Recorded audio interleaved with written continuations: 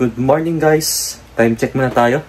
Alas 11 na ng tanghali. Hindi na pala morning, tanghali na pala.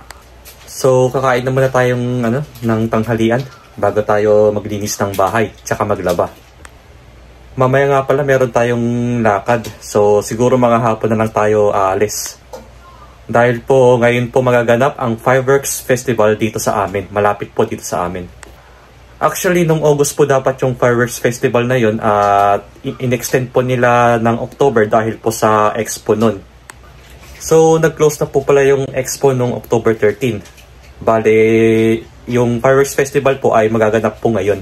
Kaya yun din po yung dahilan kung bakit yung Fireworks Festival dito, imbis na ng month ng August yung mangyayari, ang ginawa po, minove po nila ng October 18. So, ito po pala yung ulam natin ngayon, nilagang baboy. Wow! Tapos meron tayong kasamang patis, tsaka kape.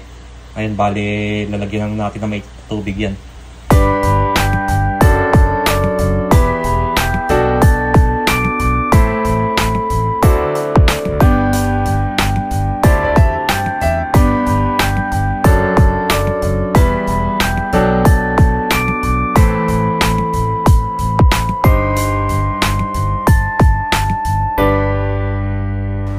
Maglalabag muna tayo ng mga damit natin bago tayo maglinis ng bahay. Malang nalaba ko na lang po itong yung uniform ko sa trabaho. Yung iba kasi dito nalaban na yung mga pambahay at yung pang-alis. Kaya ito na lang yung naiwan ngayon. Ginagawa kasi binabaliktad ko muna. Para pag sampay natin, saka natin mabaliktad ulit. Tapos itong cup, ito dito natin ilagay para hindi siya magusot-gusot. Po, dito ako naglalagay ng mga cup. Saka natin siya lalagyan ng sabon. Mga 30 liters na tubig tsaka sabon. Maganda kasi dito may pangsukat na kasi ito guys. At meron na siyang may guide na dito kung ilang kung gaano karami yung sabon. Andito pa yung yung timbang tsaka yung liters ng tubig na magagamit. O sa kalad natin nalagyan ng Downy Fabcon para pampabangon natin ng ating damit. So ilan po, konti lang din.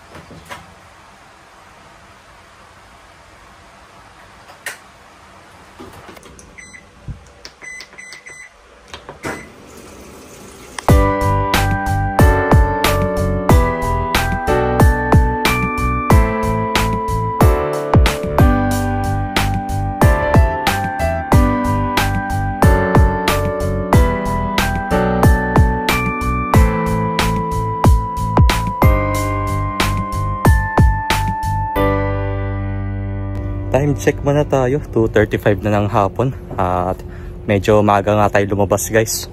Dahil nga po manonood tayo ng Fireworks Festival sa may Yodogawa. So bali hindi ako sa Yodogawa na mismong manonood. Doon ako sa may Himejima dahil medyo malapit lang naman po yun. Kasi pag sa main tayo manonood ng fireworks, malamang po sobrang dami ng tao nun. Kaya maghahanap lang tayo ng ibang lugar kung saan aabot naman yung fireworks at yung magandang view. Buti nga po merong sinuggest sa amin yung leader ko kahapon kung saan yung magandang view, kung saan po magandang manood ng fireworks. Dito na pala ako sa Eki ngayon guys at sasakay tayo ng train papunta ng Himejima kung saan doon tayo manonood ng Fireworks Festival ngayon. Dahil isa rin po ito sa magandang view kung saan po tayo manonood guys. Yun po yung second option Yung first option po sa mismong main kaya expect po natin na sobrang dami ng tao ngayon. Lalo po sa pupuntahan natin ngayon. So weather check muna tayo ngayon, 28 degrees Celsius po. Hindi pa talaga malamig ng ganitong oras. Grabe nga po, tapos October na, mag-third week na ng October pero ganito pa rin yung panahon. May halo pang summer. So this is it po, sa 7 years ko po dito sa Japan ngayon lang ako manonood ng Hanabi or ng fireworks. So yun po ang meaning ng guys, fireworks Hanabi po in Japanese. At nakapagdala tayo ng batik para meron tayong maupuan pagdating natin doon.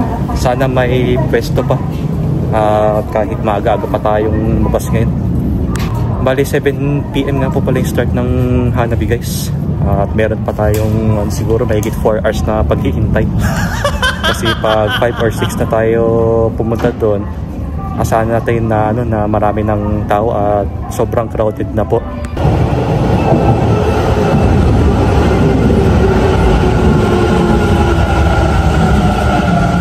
Ayun po, nakababa na rin tayo ng train. So dito nga pala tayo sa Himejima ngayon. At dito tayo manonood na ang Hanabi Festival. So maglalakad lang tayo para mapuntahan natin yung kawa or yung ilog kung saan tayo manonood guys. Dahil doon daw pong maganda manood ng Hanabi. So medyo malapit lang naman yung yung puntahan nating ilog guys. So ayun nga, dumaan muna ako sa Family Mart para mabili ng makakain natin habang naghihintay tayo.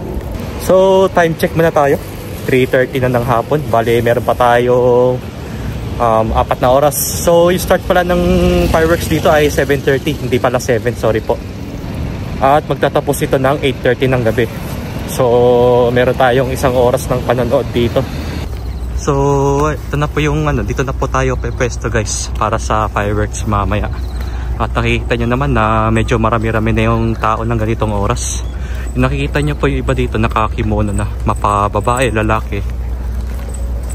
So ayun po. Bali siguro dadaan pa tayo dun or diretso pa tayo ng konti para makapunta dun sa may bridge.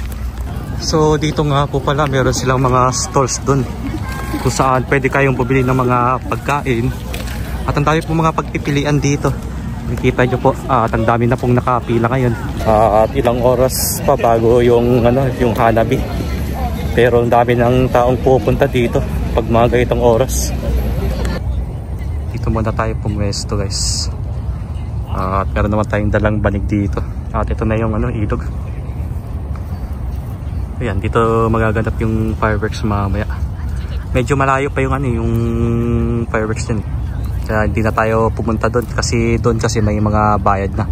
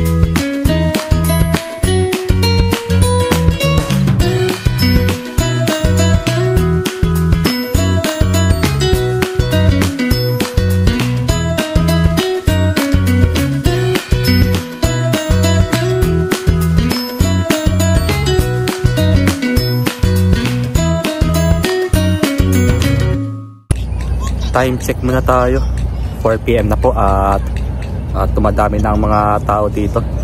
Ayun po, sa mga likod natin ay nakalatag na sila ng mga banig. At yung iba naman po nasa harapan naman sila nag-aabang. Bali, expect pa natin na dadami pa yung tao dito by 5 PM onwards. Yun na po yung mga dagsaan. So lumipat muna tayo ng pwesto guys. Dahil marami na pong bubuhay doon sa pinagtambayan natin kanina. Kaya umusog lang tayo dito sa medyo gitna. Kaso dito nga yung mga stalls na dito ng mga pagkain. Sana nga makakuha tayo ng video dito mamaya. Ayun, medyo natakpan ng yung view dito. Ayun, dami nga palang nakapila dito ngayon guys. Daming bibili ng mga pagkain dahil mahaba-haba pa yung oras natin dito. So pipila muna tayo dito sa may Kakigori guys. Bili muna tayo dahil medyo mainit pa rin kasi dito. Dito kasi pinakamaiksing pila kaya dito na lang tayo pumila para makabili agad tayo. Nakabili na tayo ng Kakigori natin. Ito nga yung binili ko, strawberry flavor. Medyo mainit pa rin kasi guys. Pampalamig lang ng katawan. Itong Kakigori nga pala ay 500 yen lang po ito. Mura na, tsaka marami pa yung servings. Dami ng yelo dito. Kanina nga nung sa bandang harapan dun, dami ng tao dun kaya hindi na ako pumesto dun. Punuan na rin sila ng mga banig dun. At wala na rin kasi masyadong space. Kaya mas maganda na dito na lang tayo. Medyo maluwag-luwag pa kasi dito.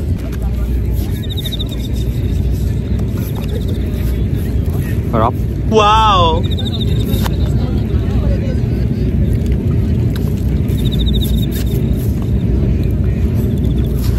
Time check muna tayo. 5:10 na ng hapon. Bali meron pa tayong 2 oras ng paghihintay. At palubog na rin yung araw dito ngayon. Medyo maganda na yung sunset dito.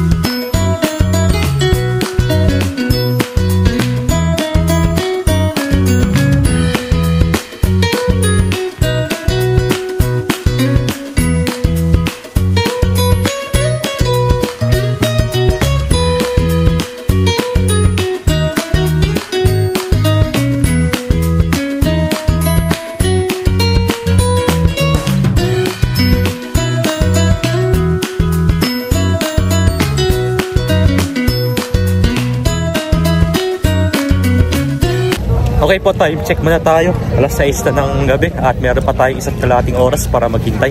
So sa ngayon, punta muna ako ng CR para makaihi tayo. At ilang oras na lang po ay fireworks festival na po. So nakikita nyo na po dito, sobrang dami na ng tao. At medyo maganda rin po yung balita na hindi siksikan dito sa ngayon. At meron kasing mga pulis dito na nagbabantay. Ayun po. Kahit saan nyo po makita or tignan, ang daming mga tao dito na naghihintay na ng fireworks or hanabi. So medyo excited na rin ako guys at makakita ako ng fireworks dito na live. Dahil nung nakikita ko po dati recently, nakikita ko naman po sa loob ng bahay ko at doon ko po pinapanood. Pero hindi naman po siya makita masyado. At least po nakita naman tayo ng fireworks dito. So madilim-dilim na rin dito. At ang bilis nga rin dumilim dito guys, dahil nga magtataglamig na at autumn season na rin. Mas lalo pa winter. Doon na yung mas mahaba ang gabi.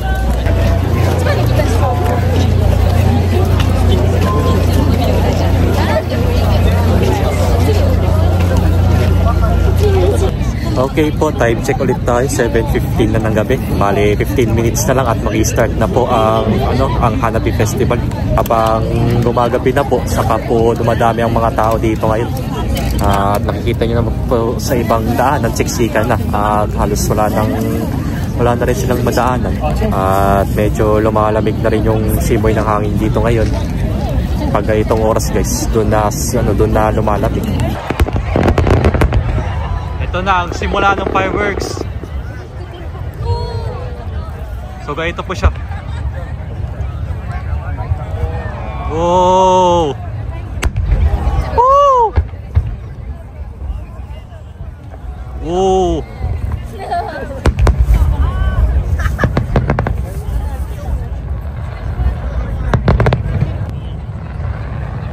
So ayun po, 7:30 na po. At nag-start na ang fireworks dito.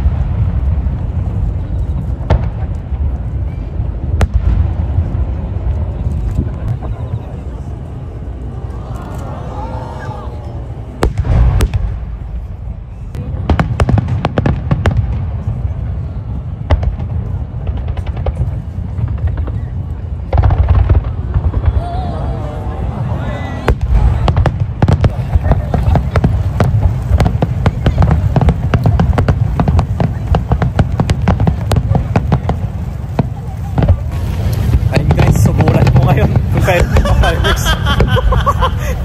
Yun, lumalakas pa yung ulan dito ngayon. Buti na lang may payong na dala. So, pansin nyo, maliit na yung payong namin ngayon. Kung kailan nagpapatok, no? Saka ulan ng malakas. Ayun, so nakikita nyo naman po, dami nang nakapayong dito. Hindi na kumagat yung ibang fireworks ngayon. Ayun po, meron pa ulit.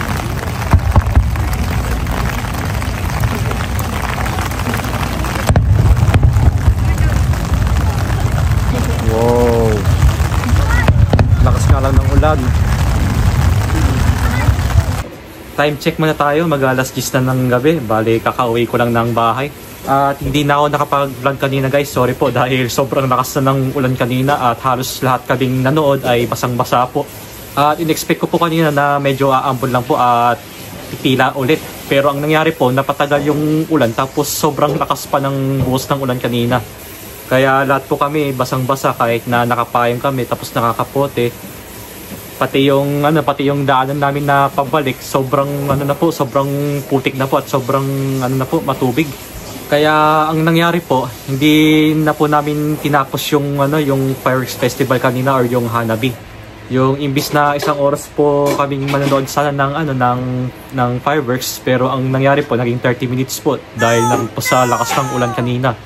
At ang masasabi ko naman po, nag-enjoy naman po ako. At ito po yung first time kong manood ng Hanabi Festival na may kasamang ulan. Grabe nga din guys. Halos karamihan ng mga vlogs ko dito, lagi akong naabutan ng ulan. Sign na ata ito para umuwi tayo ng maaga. So anyways, kahit late na tayo umuwi, magluluto pa tayo ng kakainin nating dinner at hindi pa tayo nakakain ng hapunan. So, habang nagluluto muna tayo, yun, may magpapa-shoutout nga pala. Shoutout nga pala kay Sir Romeo Munoz 2121. Ayun po, shoutout po sa inyo sir, from Pampanga. Thank you po sa pagsubaybay sa aking mga vlogs at God bless you po. Tapos, shoutout na rin po kay Ma'am Jocelyn Almonina -U6Z. Ayun po, shoutout po sa inyo ma'am. At shoutout na rin po sa asawa niyo na si Sir RC Almonina. Thank you po sa panonood ng aking vlogs. Ingat po kayo palagi at God bless you po.